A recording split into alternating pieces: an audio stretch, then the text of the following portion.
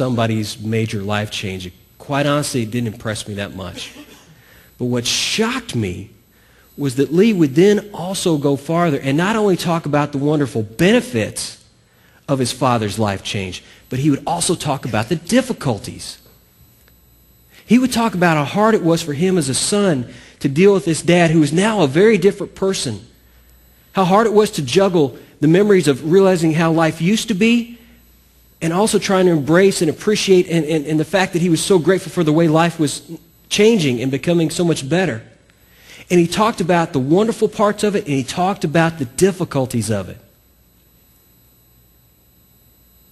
I didn't have the vocabulary at the time, but I think that now I would describe it as my first experience with people telling the truth, the whole truth.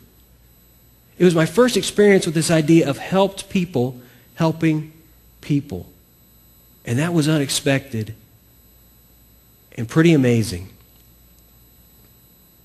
Now, when I got up here was ready to prepare my talk today, Peter said, I want you to talk about what your actual changeover was, your conversion. What made you change?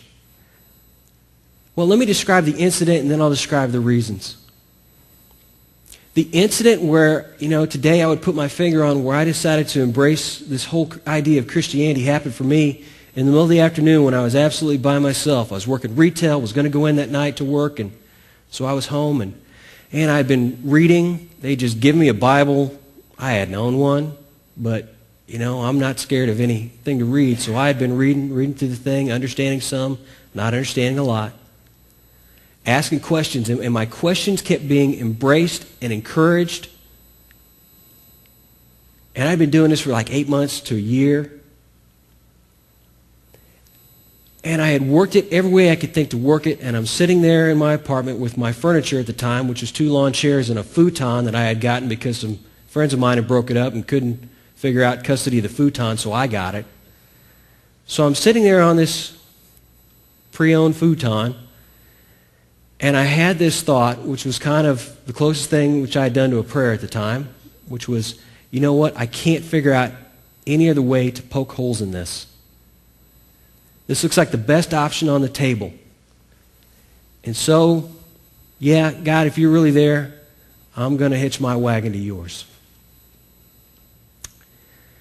And I'd watched enough religious television and heard enough rah-rah stories that I sat there for a while because I was expecting something big to happen, some big emotional response, some bolt from the blue, some angelic choir. I don't know what it was I was expecting exactly.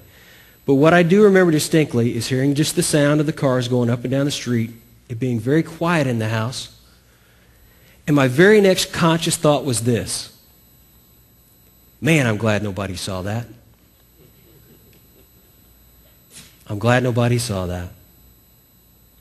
Because the truth is, I initially embraced Christianity because I needed something that worked. My motives were purely pragmatic. I needed something that worked in my life. And as I understood the tenets of Christianity and began to work them, to work that plan began to work for me. And the farther I went with it, a couple of surprises came up. I thought I had just found a workable plan for life, and I think that's where a lot of people get and they stop. But one of the major do-overs for me was completely unexpected. Was I actually began to realize and encounter a God who was personal.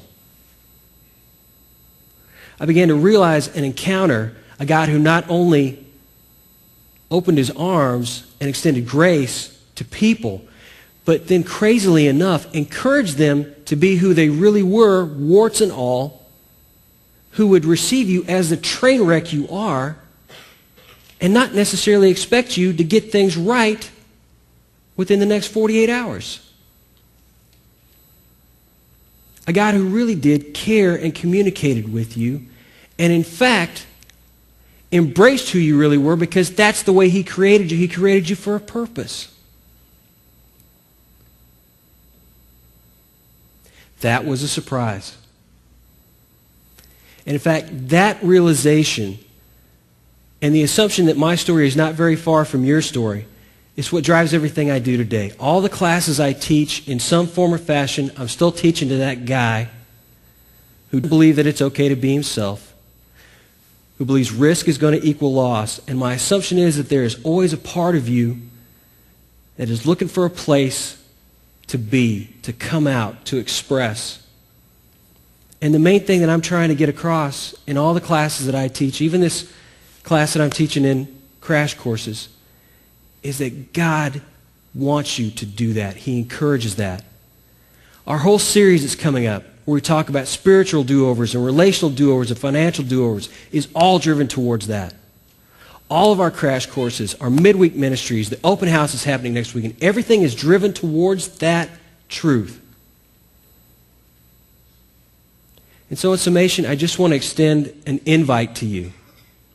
I want to invite you during this season, no matter how many detours or how many do-overs you've engaged in your own life, I want to invite you to take a risk. I know how bad that feels. It's still a battle for me every day. But I want you to take a risk, and this is the risk. I want you to determine what area of your life that really might benefit from a do-over, and I want you to find a class or an environment or someone around here, and I just want to encourage you to come with me and take one more risk, because this is what you just might find.